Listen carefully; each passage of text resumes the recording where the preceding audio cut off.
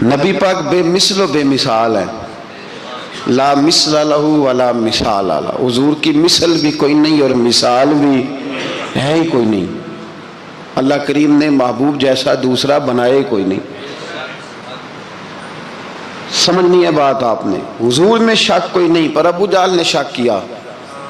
نبی پاک میں شک کوئی نہیں، پر ابو لہب نے شک کیا۔ حضور میں شک کوئی نہیں، پر عتبہ اتیبہ شیبہ ان کا شک آخر تک نہیں گیا، حالانکہ حضور میں کوئی شک دور کرانے بھی آئے تو شک نہیں گیا۔ ایک دفعہ نہیں، کئی دفعہ، درجنوں دفعہ، بیسیوں دفعہ۔ ایک ابو جہل کو لے لیں، دماغ میں شک تھا حالانکہ حضور میں کوئی شک نہیں۔ ایک دن آ کے کہنے لگا کہ بتائیے میری مٹھی میں کیا ہے؟ تو نبی پاک صلی اللہ تعالی علیہ وسلم نے فرمایا اگر میں نے بتا دیا، کہنے لگا اگر آپ نے بتا دیا تو میں کلمہ پڑھ لوں گا۔ حضور نے فرمایا میں نے بتا دینا ہے پر تو نے کوئی نہیں پڑھنا، میں بتا دینا ہے۔ کہ بتائیے، تو حضور نے فرمایا چل سودا کر لیتے ہیں، اگر جو تیری مٹھی میں ہے وہی بتا دے پھر تیرا کیا خیال ہے؟ تو نبی پاک صلی اللہ تعالی علیہ وسلم نے کہا کیا بھئی ابو جہل کی مٹھی میں؟ تو اس کی مٹھی میں کنکر تھے، کنکروں نے کلمہ پڑھنا شروع کر دیے۔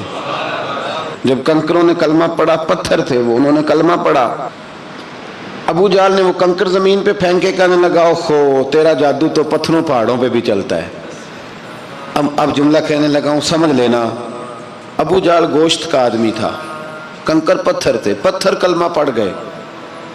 گوشت پوشت کا آدمی تھا پر کلمہ، کیونکہ یہاں کیا تھا؟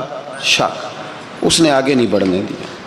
گوشت پوشت کا شخص ہو کے پتھروں سے آگے نکل گیا۔ نبی پاک صلی اللہ علیہ وسلم کی خدمت میں آیا، بلکہ وہ جو یہودی والی روایت ہے اس کے پس منظر میں بھی بعض محدثین نے لکھا ہے، اس کو بھی اسی نے بھیجا، کہنے لگا جاؤ نبی پاک سے جا کے کہو اگر وہ درخت آپ کا کلمہ پڑھے تو میں بھی پڑھ لوں گا۔ درخت، اب درخت ہوتے تو جاندار ہیں پر کلمے تو کوئی نہیں نہ پڑھتے۔ درخت سے بھی تو انسانوں سے کلمہ پڑھنے کی بات، اگر درخت پڑھے تو میں پڑھ لوں گا۔ نبی پاک صلی اللہ علیہ وسلم دور بیٹھے تھے، درخت دور تھا، اور امام سیوطی علیہ رحمہ نے لکھا ہے درخت بھی کیکر کا تھا۔ نبی پاک صلی اللہ علیہ وسلم نے فرمایا اس یہودی سے کہ تو جا کے درخت کو کہہ کہ تجھے نبی پاک بلاتے ہیں۔ فرمایا میں گیا تو پھر تم نے کہنا جادو کر کے بلایا ہے۔ احتیاط بھی کی، ہر چیز آنکھوں کے سامنے رکھی، تو جا کے کہہ کہ تجھے بلاتے ہیں۔ وہ بندہ گیا، جا کے کہنے لگا، اور امام سیوطی نے اس کو لکھا ہے، کہنے لگے اس نے نبی پاک کا نام بھی نہیں لیا، کیونکہ ابو جہل اینڈ کمپنی کو پتا تھا کہ مصطفیٰ کے نام میں بھی بڑی برکت، خالی نام بھی نہیں لیا۔ کہنے لگا درخت وہ جو سامنے بیٹھے ہیں نا وہ تجھے بلا رہے، نام نہیں لیا حضور کا، وہ جو سامنے بیٹھے ہیں نا، جاءت لدعوتہ الاشجار ساجدۃ، امام بوصیری کہتے ہیں درخت آیا اور سجدہ کرتا ہوا، زمین چیرتا ہوا آیا۔ کس طرح آیا؟ پہلے آگے جھکا، پھر پیچھے جھکا، دائیں جھکا، بائیں جھکا۔ یہاں بھی لکھنے والوں نے لکھا ہے کہ وہ نہ درخت اپنی جڑیں اکھیڑ رہا تھا، جب چلنا تھا نا اس نے حضور کی طرف آنا تھا تو آگے دائیں بائیں ہوا، جڑیں اکھیڑ رہا تھا۔ لیکن ہمارے استاد جب ہمیں یہ روایت پڑھایا کرتے تھے تو کہتے تھے جڑیں نہیں اکھیڑ رہا تھا، جب اس نے سنا مجھے نبی پاک نے بلایا تو اسے وجد ہو گیا تھا، وہ جھومنے لگ گیا تھا، جھوم رہا تھا، حضور نے مجھے بلا لیا، جاءت لدعوتہ الاشجار ساجدہ۔ تو درخت آیا، اس نے آ کے نبی پاک کو سجدہ کیا، لکڑی کا بنا ہوا درخت ہے، سجدہ کیا۔ سجدہ کرنے کے بعد درخت اٹھا اور اٹھ کے اس نے نبی پاک کا کلمہ پڑھا۔ وہ جس کو ابو جہل نے بھیجا تھا نا یہودی، وہ درخت کی حالت دیکھ کے کلمہ پڑھ گیا، وہ کلمہ پڑھ گیا، لیکن یہی بے ایمان کہنے لگا اوئے ہوئے ان کا تو درختوں پہ بھی جادو چلتا ہے۔ لا ریب فی، شک قرآن پاک میں، لیکن اگر بندے کے دماغ میں ہو اس کا علاج ہے کوئی، ادھر ہی شک بیٹھ جائے۔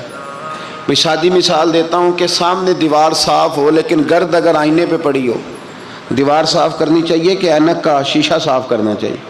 ساری زندگی لوگ دیوار صاف کرتے گزار دیتے، ساری زندگی تراش خراش کرتے گزار، اپنی مرضی کی پینٹنگ کرتے گزار دیتے ہیں، پر اپنی آنکھ کی پتلی صاف نہیں کرتے، آنکھ کی پتلی صاف نہیں کرتے۔ کسی نے حضرت رومی سے کہا تھا हुजूर दुनिया में कोई अच्छा मिलता नहीं, फरमाने लगे थोड़ा रोना शुरू कर ताकि तेरी पुतलियां वुजू कर लें, वुजू कर लें। वो उन्हें पता चल जाए कि कितने साफ सुथरे लोग दुनिया में पाए जाते।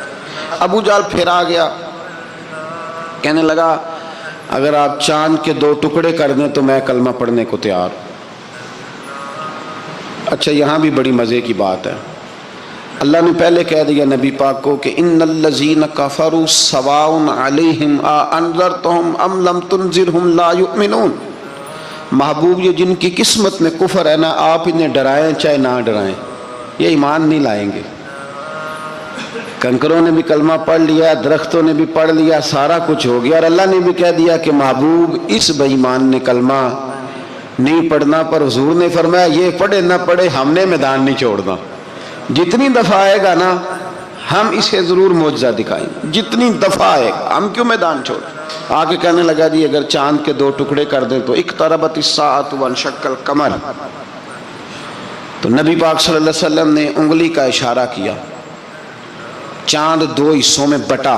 कोहे सफा एक पहाड़ी थी मक्के में, आधा टुकड़ा पहाड़ी की इस जानिब हुआ, आधा इस जानिब। यानी वजाहत की अल्लाह करीम ने कि ऐसे ना हो कि ये कह दी वो तो ऐसे बिल्कुल शक हुआ तो मिल गया, पता नहीं मेरी आंखों पे जादू हो गया, मिला है कि नहीं मिला। जब टूटा तो हदीस पाक में आता है कि आधा चांद कोहे सफा के इधर गया और आधा तो पहाड़ी थी, चांद नीचे आया, पहाड़ी के गिर्द घूमा, आगे जाके मिला। यानी वक्फा दिया गया बाकायदा देखने का, समझने। पूरी दुनिया में जितने लोग उस वक्त चांद देख रहे थे, हिंदुस्तान तक रवायतों में मिलता है कि लोगों ने गवाही दी कि हमने चांद टूटते देखा है। जमाना मान गया, लोगों की चीखें निकल गई, लोग कदमों में गिर गए। पर वो जिसके दिमाग में शक था ना, वो नहीं माना। शजर व हजर पहचान गए, पर इंसान की नज़रों में शक ही रहा। दुनिया में सबसे मजबूर, कमज़ोर, बुज़दिल, कम फहम बंदा वो है जिसके दिमाग में शक है। सबसे कम फहम आदमी, उसकी फिरासत रूहानिया ज़ीरो है, वो एक नाकाम शख्स है। उसको किसी पे भी शक पड़ जाए, किसी पे भी। हमने देखा है जो औरत अपने मर्द पे शक करने लग जाती है, उस घर का कोई इलाज ही नहीं होता। जो शिकवा करती है रोटी का, पैसों का, वो किसी दौर में मसला उसका हल हो जाता है।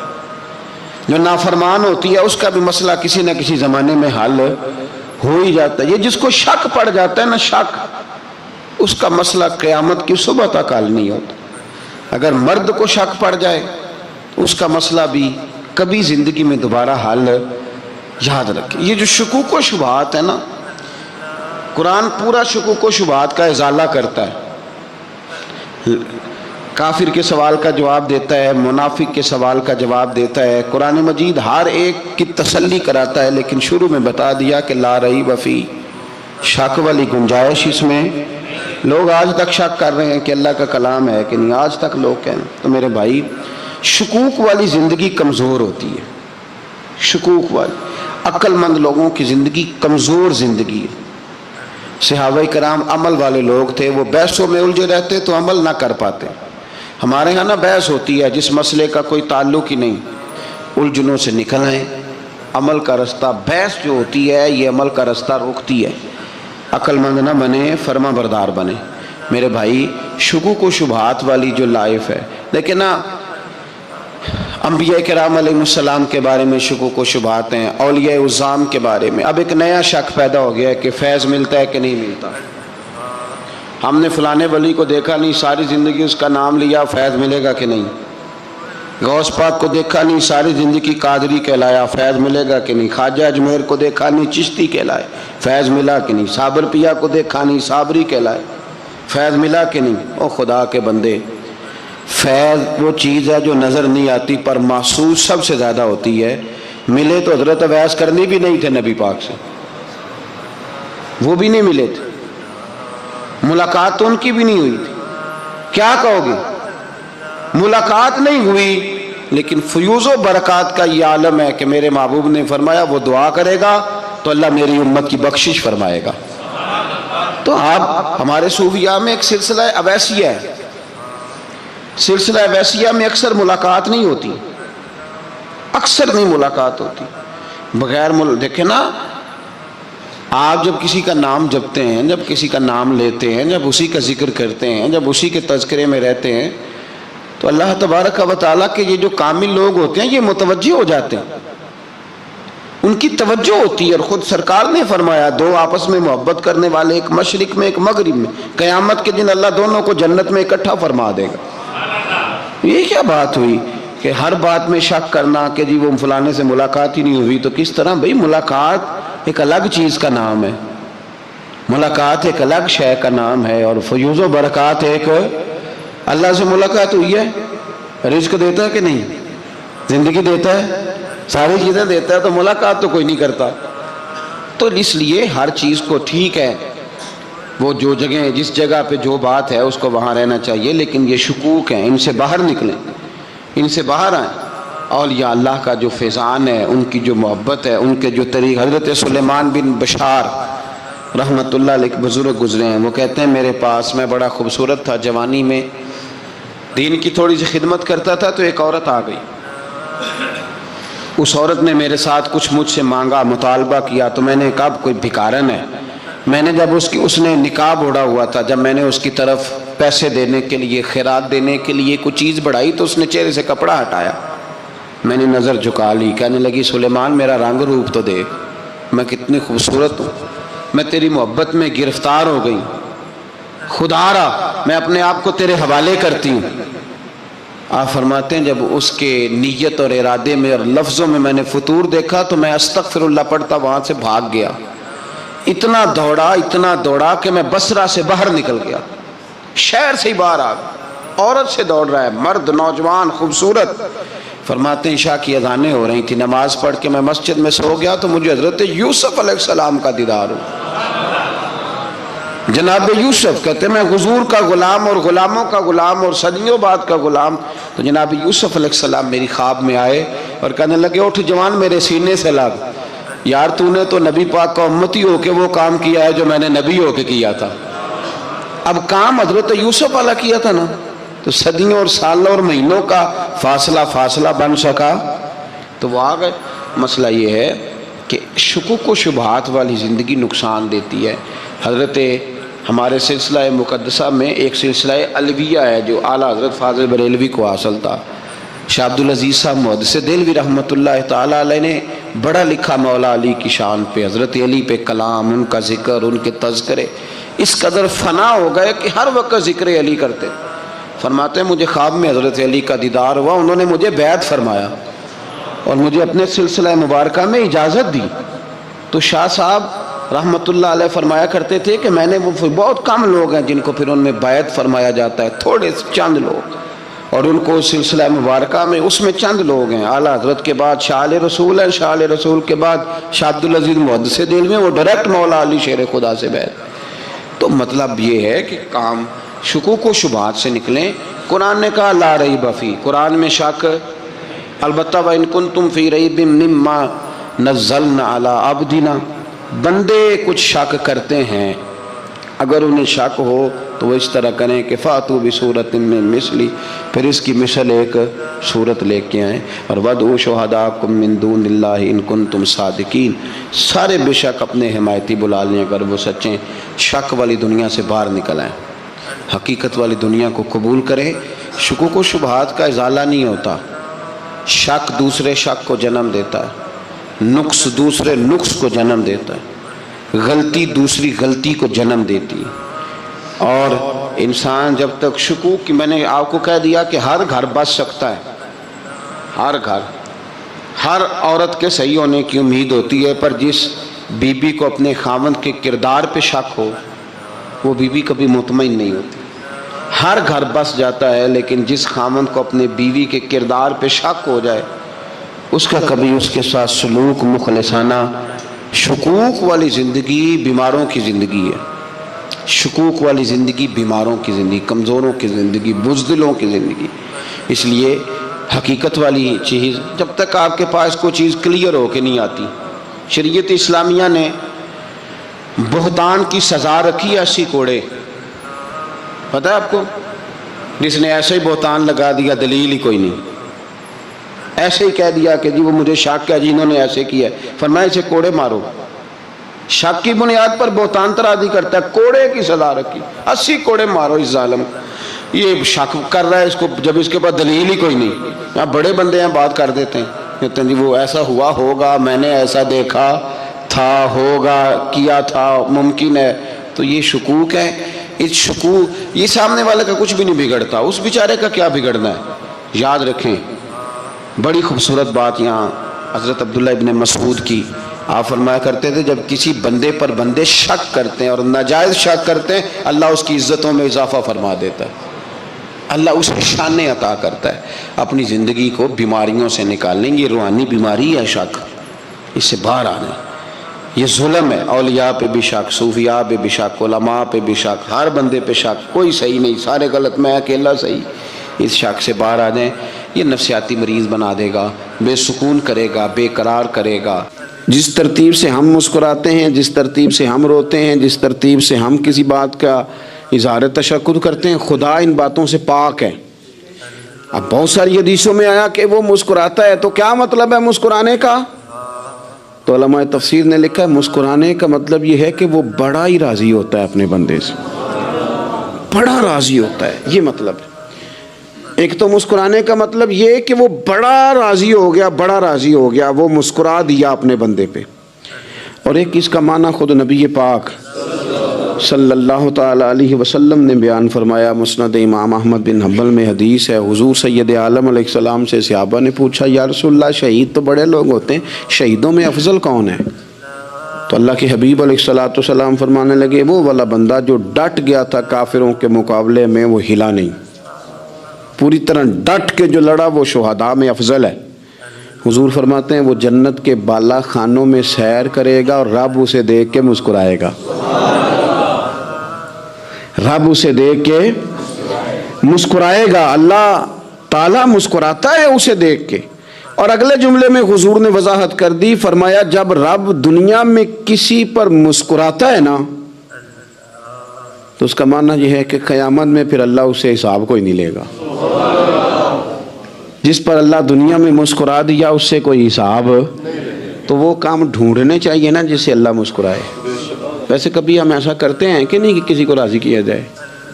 یہ کام ہم کرتے ہیں کہ ہماری کمپنی کا جو سربراہ ہے وہ ہم سے راضی رہے، جس ادارے میں ہم پڑھاتے ہیں اس ادارے کا بڑا ہم سے راضی رہے، یہ کرتے ہیں ہم، اس کے لیے کچھ نہ کچھ ہیلے بہانے ہم کرتے ہیں۔ برادری، قبیلہ، علاقہ، بستی، لوگ کسی طریقے سے ہمارے ساتھ مطمئن رہیں، کرتے ہیں نا یہ سارے کام۔ اس میں تھوڑی مشکل بھی ہمیں آتی ہے لیکن کرتے ہیں، کیا کریں۔ گھر میں بھی کئی دفعہ ایسا ماحول بنانا پڑتا ہے۔ چلیں ایک اور میٹھی مثال دیتے ہیں، زیادہ سمجھ میں آئے گی۔ چھوٹا بچہ خوش رہے، آپ اس کے لیے محنت نہیں کرتے، وہ چھوٹا ہے اس کو خوش کرنا فرض ہے ابا پہ، لیکن وہ کہتا ہے کہ میں نے موٹر سائیکل لینا ہے، چھوٹا ہے چلا ہی نہیں پائے گا، تو ابا پھر اسے راضی کرتا ہے، کہتا ہے بیٹے چھوٹا سائیکل لے لے، چل میں تجھے اڑانے والا جہاز لے دیتا ہوں۔ مقصود کیا ہے کہ اس کو ناراض نہیں کرنا، یہ روئے نہ، اس کا دل نہ ٹوٹے ہو۔ یارو سنو نا میں کیا کہہ رہا ہوں، اگر چھوٹے بچے کے لیے وہ چیزیں ڈھونڈتے ہو، میرے ابا جی نا اپنے نواسے کے لیے کھلونا لے کے آئے تو بچہ بڑا ہی کھیلا، تو ابا جی کہنے لگے لو پیسے پورے ہو گئے میرے، بچے کو پسند بڑا ہے نا، پیسے پورے کر چھڑے نے، دیکھو نا جی کتنا اس کو راضی ہوا ہے۔ تو انسان کیا کرتا ہے کہ کوشش کرتا ہے، چھوٹا بچہ بھی ناراض نہ ہو تو وہ چیزیں وہ ڈھونڈتا ہے کہ اس کو کیا پسند ہے، چاکلیٹ لے جاؤں، فلاں چیز لے جاؤں، آئس کریم لے جاؤں۔ تو ایک بچے کے لیے، گھر کے لیے، سربراہ کے لیے اتنی محنت کرتے ہو، تو وہ کام بھی ہمیں ڈھونڈ کے تلاش کرنے چاہیے نا جس سے رب راضی ہوتا ہے، اللہ راضی ہوتا ہے۔ بتاؤں وہ کون کون سے کام ہیں؟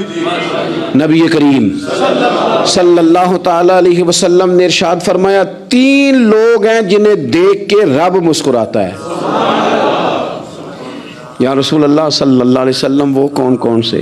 تو محبوب فرمانے لگے ایک وہ بندہ ساری مخلوق سوئی ہے، آدھی رات ہے، رات کا پچھلا پہر ہے، اس نے اٹھ کے وضو کر لیا، مصلی پہ کھڑا ہو گیا خدا کی یاد میں، فرمایا اسے دیکھ کے رب مسکراتا ہے جو اس کی شان کے لائق ہے، مسکراتا ہے اللہ۔ یہ تو سونے کا ٹائم تھا، یہ تو گہری نیند آنے کا وقت تھا، رات کا پچھلا پہر، رات پوے تے بے درداں نو نیند پیاری آوے، تے درد مندانو یاد سجن دی ستیاں بھی آن جگاوے، اور ساون کی کالی راتوں میں جب بوندا باندی ہوتی ہے، وہ راتوں کو اٹھ اٹھ روتے ہیں جب خلقت ساری سوتی ہے۔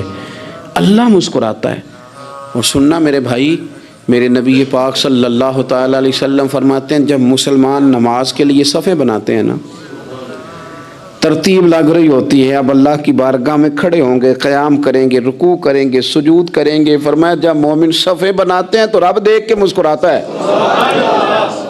مسکراتا ہے۔ کمال ہو گئے عروج بندگی کا، جب بندے کو دیکھ کے رب مسکرائے۔ خدا بندے سے خود پوچھے بتا تیری رضا کیا ہے، مسکراتا ہے۔ اور میرے نبی پاک علیہ السلام فرماتے ہیں جب مجاہد جہاد کے لیے صفیں سیدھی کرتے ہیں، آج تو یہ رب کے نام پہ مرنے ہی آ گئے، یہ صفوں میں کھڑے ہوں گے، ترتیب سے لڑیں گے، ترتیب سے گلا کاٹیں گے کافروں کا یا شہادت لیں گے۔ فرمایا جب جہاد کے لوگ صفیں بناتے ہیں تو رب انہیں دیکھ کے مسکراتا ہے۔ کتنے نصیبوں والا وہ بندہ ہے جسے دیکھ کے مسکرا دیا۔ او یار، کبھی تیرا بیٹا تیرے سامنے مسکرائے نا چھوٹا تو تیرا دل باغ باغ ہو جاتا ہے۔ تیری ماں بیمار کسی ایک دن صحیح طرح ہنس پڑے تو طبیعت خوش ہو جاتی۔ مجھے بتاؤ نا جس کا رب بھی اسے دیکھ کے ہنس پڑے، جو اس کی شان کے لائق ہے، کیا اس بندے کے نصیبیں ہیں، کیا اس کے مقدر ہیں۔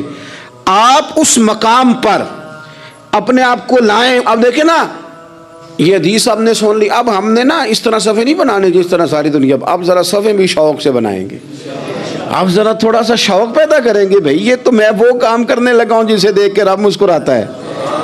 نبی پاک صلی اللہ علیہ وسلم نے فرمایا جب کوئی بندہ توبہ کرتا ہے نا، ہم توبہ کا رٹا لگاتے ہیں، یا اللہ میری توبہ، یا اللہ۔ اور توبہ کا تو مطلب یہ ہے کہ پچھلے گناہوں سے پکی توبہ، آج کے بعد یہ غلطی نہ کرنے کا پکا وعدہ۔ تو نے ساری شب برات رو کے گزاری ہے، بتا سویرے جھوٹ جوڑنے کا ارادہ ہے تیرا؟ آج کے بعد رشوت تو نہیں نہ لے گا، ملاوٹ تو نہیں نہ کرے گا، یہ توبہ ہے۔ اور اگر سارے کام اسی طرح کرنے ہیں تو پھر یہ توبہ کا رٹا ہے، جتنا مرضی لگاؤ۔ حضرت علی بن ربیعہ رضی اللہ تعالیٰ عنہ فرماتے ہیں میں مولا علی کے ساتھ تھا، مقام حرہ کی طرف جا رہے تھے، حضرت علی نے ہاتھ اٹھا کے دعا مانگی ہماری تعلیم کے لیے، ورنہ حضرت علی ہم صحابہ کو محفوظ عن الخطا تو مانتے ہیں نا۔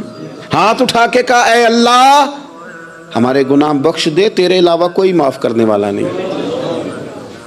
اور پھر حضرت علی آسمان کی طرف دیکھا اور دیکھ کے نا حضرت علی بن ربیعہ کو تو مسکرائے۔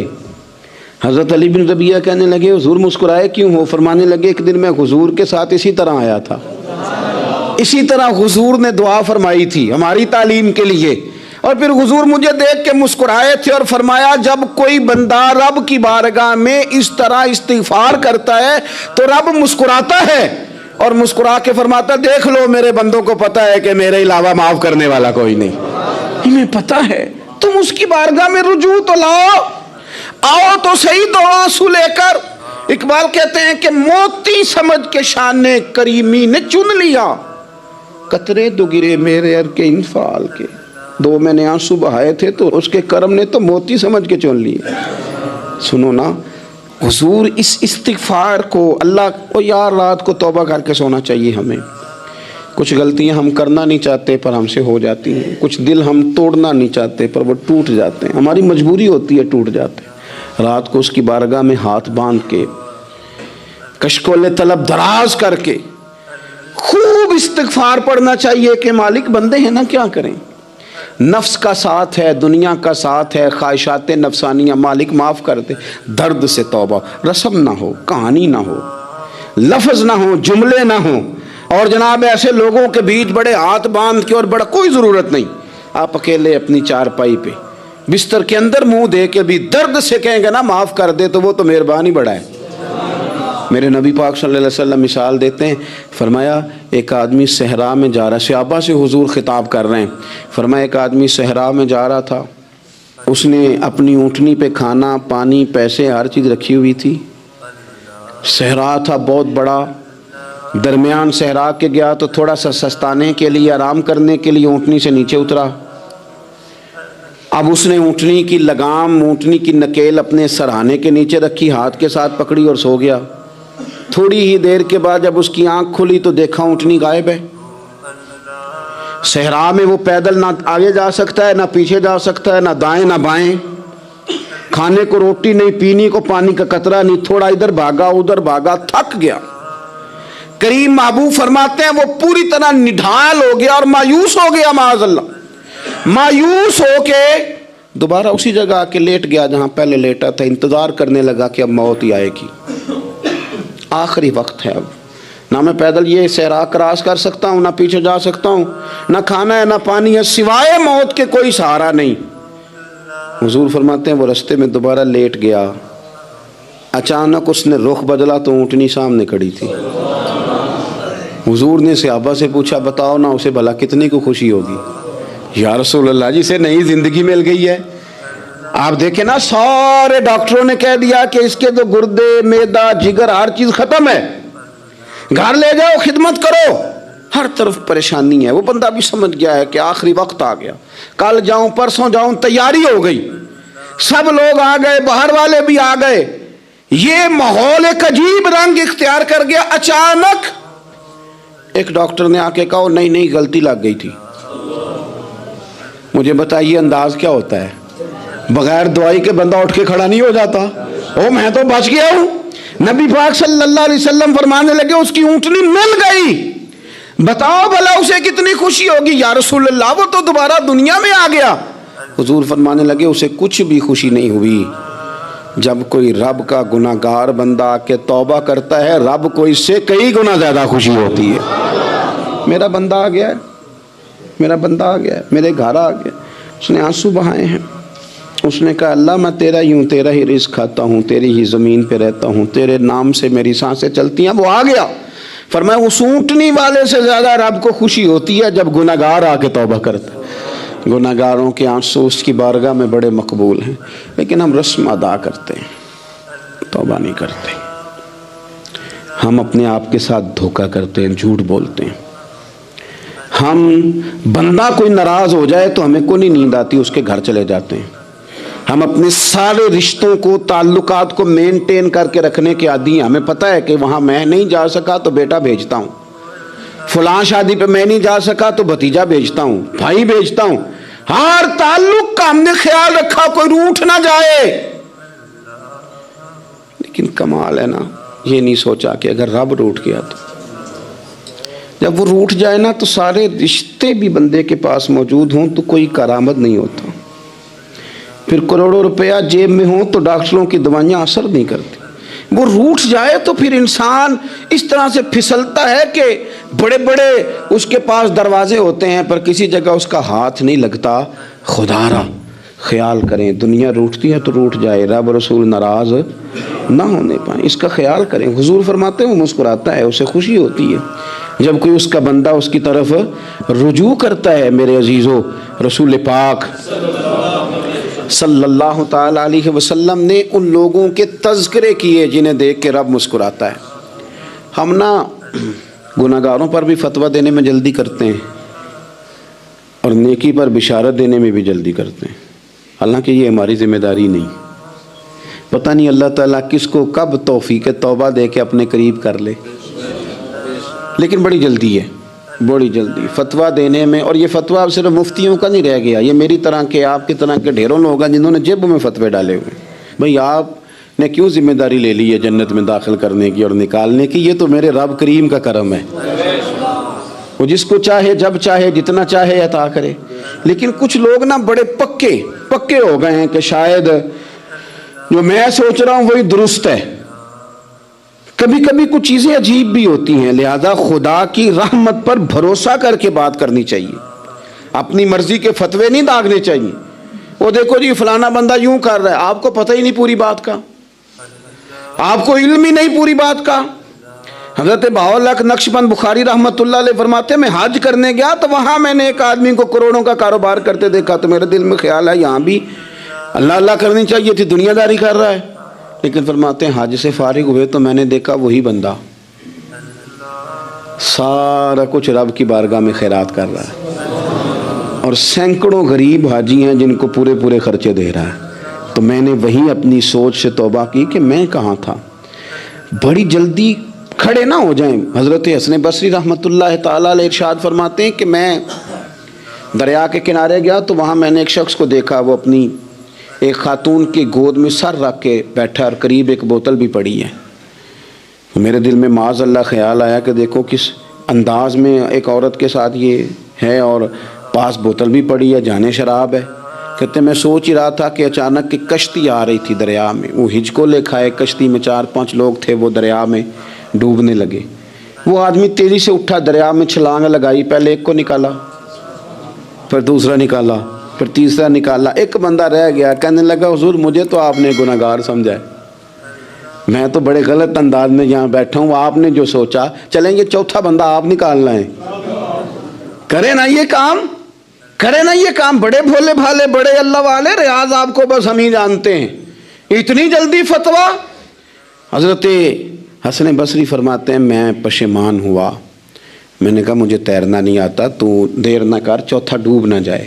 کرتے اس نے چھلانگ لگائی، چوتھا بھی نکال لایا اور کہنے لگا حضرت آپ نے جلدی کی سوچنے میں، یہ بی بی میری ماں ہے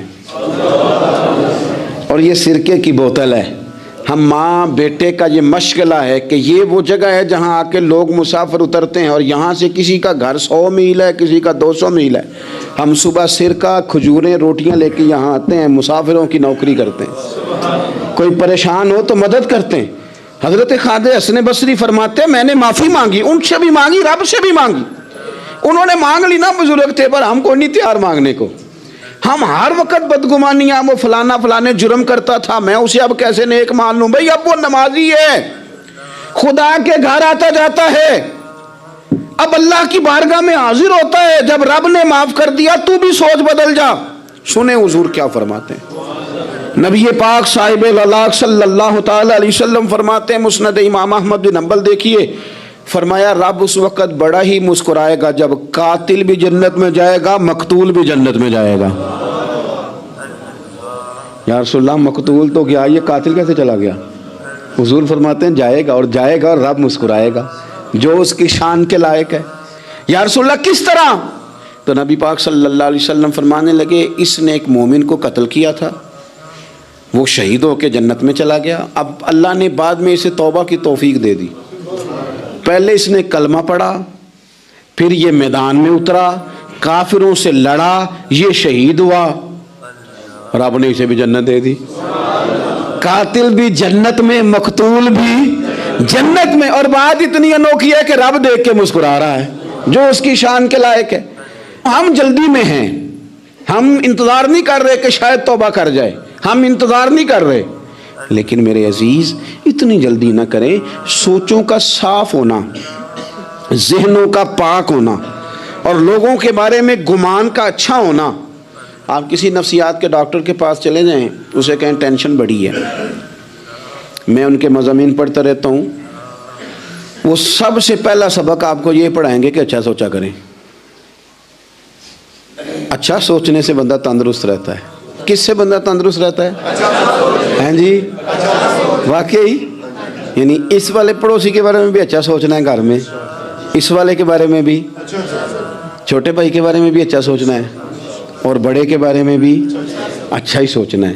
یعنی اپنی برادری قبیلے کے بارے میں بھی اچھا سوچیں، جو قبیلے کا نہیں اس کے بارے میں بھی چلیں تھوڑا سا اچھا سوچ لیں. اپنے بارے میں تو اچھا سوچا ہے بڑا. میں کہتا ہوں کہ ہم اپنی غلطیوں سمیت اپنے آپ سے بڑا پیار کرتے ہیں، اور دوسرے کی ایک غلطی نظر آ جائے تو ہمیں گھن آنے لگ جاتی ہے. آپ جلدی نہ کریں. مالک نے موقع دیا ہے بندوں کو، نہ وہ کسی کا رزق چھین رہا ہے، نہ سانسیں چھین رہا ہے، وہ اپنی زمین پہ چلنے بھی دے رہا ہے، رہنے بھی دے رہا ہے. تو جب اس نے موقع دیا ہے آپ بھی تھوڑا موقع دیں. اللہ بڑا کریم ہے، دروازے کھولے گا، اس کے بندے اس کی بارگاہ تک پہنچیں گے. بدگمانیاں اور پھر بدگمانیوں کا عروج، اور اس لیول تک جا کے بات کر دینا ہے کہ جہاں سے خوف آئے کہ یار یہ بات نہیں کرنی چاہیے تھی. رسول کائنات سرور دو عالم صلی اللہ تعالی علیہ وسلم فرماتے ہیں کہ اللہ مسکراتا ہے. دیکھو ہمارے ہاں نا ایک اور بھی مسئلہ بن گیا. میں نے کچھ لوگوں کو نا پکا، میرے پیارے ہیں، محبت ہے مجھے، تو میں چونکہ آپ میری کلاس ہیں، میں مشاہداتی اور تجرباتی باتیں بھی کر لیتا ہوں، اسی کی روشنی میں کئی دفعہ گفتگو بھی تیار کرتا ہوں. کچھ لوگوں نے نا پکا ذہن بنا لیا یہ کہنے کا کہ ہاتھ بڑا تنگ ہے، پکا. آپ جس وقت پوچھ لیں ان کا ہاتھ اور بڑا ہی زیادہ تنگ ہے. آپ یقین کریں بہن کا جو خامند ہے وہ کہہ رہا ہے جا حصہ لے کے آ, تیرے بھائیوں کی کمائی تو نہیں تیرے ابا کی ہے, لے کے آ. وہ بیچاری اس کی منتیں کر رہی ہے, کہتی ہے اگر جاؤں گی نا تو وہ کہیں گے حصہ لے جا, آج کے بعد ہمارے گھر نہ آنا, میرا دروازہ نہ بند کرو, مہربانی کرو. اور بھائی سے بات کرتی ہے تو کہتا ہے ہاتھ ہی بڑا تنگ ہے, جب ٹھیک ہوگا تو دے دوں گا. نہ کریں یہ ظلم. ہمارے اپنے تڑپتے رہتے ہیں اور ہماری دولتیں اندر پڑی رہتی ہیں. ہمارے اپنے چھوٹی چھوٹی ضروریات کے لیے پریشان ہوتے ہیں, لیکن ہم بڑے بڑے بہانے ہیں ہمارے پاس, کہتے ہیں یہ نکما ہے, یہ نکھٹو ہے, یہ کام نہیں کرتا, اس میں فلانا ہے, بے فلانا ہے, بلے میں نے نہیں ساتھ چلنا. اظہار جب آپ کے اندر پیدا ہوتا ہے نا, اظہار جب کسی کے لیے آپ حساس ہوتے ہیں تو آپ کو بھی سرور حاصل ہوتا ہے. نہ کریں یہ کام کہ آپ کو اللہ نے وسعت دی ہے اور ہر وقت آپ ہاتھ تانگ ہونے کا رونا رو رہے ہیں, ہر وقت آپ یہ کہہ رہے ہیں میں بڑی آزمائش میں ہوں, جب خدا نے آپ پہ نہیں ڈالی. تو اتنے جھوٹ بولنا صرف اس لیے کہ میرے پیسے بچ جائیں, صرف اس لیے کہانی سنانا کہ حالات میرے بڑے خراب ہیں کہ کوئی بندہ میرے سے کوئی تھوڑا بہت قرض نہ مانگ لے. سنو, نبی پاک صلی اللہ علیہ وسلم کے پاس مہمان آ گیا, بخاری مسلم ہے. حضور نے ازواج مطہرات کے گھروں میں پیغام بھیجا, کچھ چیز ہے ضیافت کے لیے؟ یا رسول اللہ کچھ بھی نہیں, یہ دو جہاں کے شاہ ہیں اور پاس کچھ رکھتے نہیں, دو جہاں کی نعمتیں ہیں ان کے خالی ہاتھ میں. یا رسول اللہ کوئی چیز بھی نہیں. حضور نے صحابہ کے مجمع پہ نظر ڈالی, یا رسول اللہ صلی اللہ علیہ وسلم حکم ہو. تو حضور فرمانے لگے تم میں سے کوئی بندہ ہے جو اسے گھر لے جائے روٹی کھلائے. ایک صحابی اٹھے فوراً, حضور میں لے کے جاتا ہوں کھانا کھلاتا ہوں. فرماتے ہیں میرے گھر میں صرف بچوں کا کھانا تھا, یہ نہیں کہ فریزر بھرا ہوا ہے نعمتوں سے, صرف بچوں کا کھانا. یہ نہیں کہ کسی کو دیکھ کے اپنی ہنڈیا پہ برتن دے لیا, صرف بچوں کا کھانا. کہتے ہیں گھر گیا, بیوی سے کہا کیا کیفیت ہے؟ کہنے لگی بچوں کی روٹی ہے. میں نے کہا بچے سلا دے, صبح ناشتہ کر لیں گے. تو کہنے لگی آپ کیا کھائیں گے؟ تو میں نے کہا نہ میں کھاؤں گا نہ تو کھائے گی, مہمان جو نبی پاک کا ہے. کہا اچھا, اب ذرا تجویز دیکھو میاں بیوی کی سوجھی آپس میں. کہتے ہیں کھانا لگا دینا کیونکہ ایک آدھ بندے کا کھانا ہے. اپنی غربتوں کا ہر جگہ اظہار کرنا, رونا رونا. یہ دیکھو غربت کیسے چھپائی جا رہی. اس کو کہا نہیں کہ چل تو تھوڑا رحم کھا, تو آیا ہے تو تھوڑا رحم کھا, یہ نہیں کہا. کہا اٹھ کے نا تو کھانا رکھنا اور اٹھ کے نا چراغ ٹھیک کرنے کے بہانے بجھا دینا. ہم دنیا والوں کے سامنے کیوں اپنے دکھ بیان کریں؟ ہم جو کہیں گے رب رسول کی بارگاہ میں کہیں گے. تو نا چراغ ٹھیک کرنے کے بہانے. اہلیہ اٹھی, کھانا دینے کے بعد چراغ ٹھیک کرنے کے بہانے بجھا دیا. خامد بھی ہاتھ چلاتے رہے, بیوی کبھی برتن رکھتی کبھی اٹھاتی, پتہ چلے کہ کھانا کھا رہے ہیں, کھانا کھایا جا رہا ہے. کہتے ہیں مہمان پیٹ بھر کے کھانا کھا گیا. یہ کام ہوا رات کے اندھیرے میں, اس وقت ہوا جب چراغ بھی بند تھا, اس وقت ہوا جب کوئی دیکھنے والا نہیں تھا, کسی پڑوسی کو بھی خبر نہیں تھی. فرماتے ہیں صبح کے اجالے میں اس مہمان کو لے کے مسجد نبوی میں میں نے قدم رکھا تو نبی کریم نے فرمایا رات جو تم نے کام کیا ہے نا اسے دیکھ کے میرا رب بڑا مسکرایا ہے, اللہ بڑا مسکرایا ہے. اللہ تر دامنی پہ شیخ ہماری نہ جائیے, ہم دامن نہ چھوڑ دیں تو فرشتے وضو کریں. یہ شان ہے صحابہ کی. نبی کریم علیہ السلام نے فرمایا رب رات مسکرایا تیرا یہ انداز دیکھ کے, اور اس نے قرآن نازل کیا وَيُؤْثِرُونَ عَلَىٰ أَنفُسِهِمْ وَلَوْ كَانَ بِهِمْ خَصَاصَةٌ. کچھ لوگ وہ ہیں جنہیں بڑی بھی ضرورت ہو تو دوسروں پر اثار کر دیتے ہیں, قربانی دے دیتے ہیں. رب مسکرایا ہے, اندر پیسے رکھے ہوئے ہیں, اندر پیسے رکھے ہوئے ہیں. اور بہن آ کے منت کر رہی ہے کہ بھائی حالات بڑے خراب ہیں, تھوڑی سی مہربانی کر. تو کہتے ہیں بہن پردہ یہ بس, کیسے بتاؤں تجھے حالات, تجھے کیا بتاؤں کام کتنی مشکل سے چلتا ہے, یہ پردہ یہ بس. بہرحال اگر تو نے کہا ہے نا 50,000 تو میں زیادہ نہیں کو 20 کو دے دوں گا تجھے, وہ بھی خاصی نیکی کر کے, وہ بھی بتا سکھا کے. رات اماں پہ علیحدہ سے احسان چڑھاؤں گا, ابا پہ علیحدہ سے چڑھاؤں گا کہ تمہاری بیٹی کے ساتھ تعاون کر رہا ہوں, سارے علاقے کو ویسے ہی بتاؤں گا. اور وہ غریبنی بیچاری 20,000 لے کے گھر گئی ہے, پہ سفارشیں کر رہی ہے کہ مہربانی کرو. میں نے ایسے بھی دیکھے ہیں جو پہلے بیوی کو پکڑاتے ہیں تو دے, اس لیے کہ پھر وزیر اعظم تو ڈنڈا نکال لے گا تو بڑا مشکل ہو جائے گا پھر گھر میں رہنا.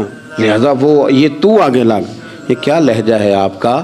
یہ تو کسی کو بھی دیں تو چھپا کے دینے کا حکم ہے، کسی کو بھی دیں تو ہمیں حکم یہ ہے کہ سیدھے ہاتھ سے دینا ہے، الٹے کو خبر۔ اور یہ جو بالکل ہی اپنے، ان پر تو پردہ پوشی آپ کے لیے ویسے ہی ضرورت تھی۔ میرے عزیز، رب مسکراتا ہے، میرے نبی پاک علیہ السلام نے یہ اعمال ہمیں بتائے جن پر اللہ مسکراتا ہے، خوش ہوتا ہے۔ اور بعض لوگوں کو حضور نے نامینیٹ کیا، حضرت سعد بن معاذ رضی اللہ تعالیٰ عنہ عظیم صحابی تھے، یہ وہ خوبصورت صحابیاں جن کے جنازے کو کندھا میرے نبی پاک نے عطا فرمایا، حضور نے کندھا عطا فرمایا۔ کمال ہو گئی، نرخ بازار محبت کا انوکھا ہی ہو گیا، خود خریداروں میں شامل آ کے مولا ہو گیا۔ حضور نے کندھا دیا۔ حضرت سعد بن معاذ رضی اللہ تعالیٰ عنہ کا جب جنازہ اٹھا، ان کی والدہ رو پڑی، بڑے درد سے روئی، ماں تھی نا۔ ان کی آواز جب حضور تک گئی تو نبی پاک نے فرمایا آنسوؤں کو روک لے، آواز کو کم کر لے، تیرے بیٹے کی تو جب روح پرواز ہوئی ہے تو رب مسکرایا ہے۔ جس کے آنے پہ رب راضی ہو، مسکرا دے جو اس کی شان کے لائق ہے۔ یہ تو وہ لوگ ہیں کہ جن کے جانے پر نہ رب، وہ کسی نے کہا تھا کہ میرے مرنے پہ ہر سو شور مچ جائے گا، دیکھو گے میرے مرنے پہ ہر سو شور، تمہیں پتہ چل جائے گا جب ہم جائیں گے، میرے مرنے پہ ہر سو شور مچ جائے گا، دیکھو گے، اور کہنے الوداع سرکار خود تشریف لائیں گے۔ اور درویش کہنے لگے بعد مرندے مکھڑا میرا ہو جاوے جے تازہ، پھر سمجھ لینا محبوب میرے نے آن پڑے ہے جنازہ۔ اور عاشق کا جنازہ ہے، ذرا دھوم سے نکلے اور محبوب کی گلیوں سے ذرا گھوم کے نکلے۔ فرمایا کہ ان کے تو جانے پہ رب کریم، اور حضور نے ایک دعا بھی دی۔ حضرت طلحہ رضی اللہ تعالیٰ عنہ صحابی تھے، ان کا وصال ہو گیا تو حضور نے دعا بھی دی۔ فرمایا یا اللہ جب میرا طلحہ آئے نا تو اس سے مسکرا کے بات کرنا، یہ تجھ سے مسکرا کے بات کرے جو تیری شان کے لائق ہے۔ تو اللہ تعالیٰ غائب درجے راضی ہوتا ہے۔ ایک دفعہ پھر بات دہراتا ہوں، جو میدان میں ڈٹ کے شہید ہو، رب اسے دیکھ کے مسکراتا ہے جو اس کی شان کے لائق ہے۔